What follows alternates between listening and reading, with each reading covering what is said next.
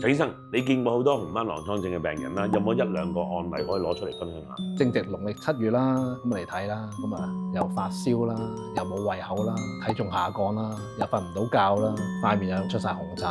係咁甩頭髮，一執一執好似鬼剃頭咁甩，啲關節啊呢度地方腫完嗰個地方腫，咁屋企人就最開頭係帶佢去搽日腳啊，又去做晒啲法事啊，睇下係咪撞鬼先？係啊，帶晒佛牌咁我哋科學噶嘛，咁我哋唔係好信呢啲味嘢噶嘛，咁一睇落去。根本就紅斑狼瘡，咁我哋就同佢做啲檢查啦、驗血啦，其實確診咗嘅。開頭咧佢哋都唔係好接受，因為你知道要治療嘅，入邊有可能有啲類固醇嘅治療。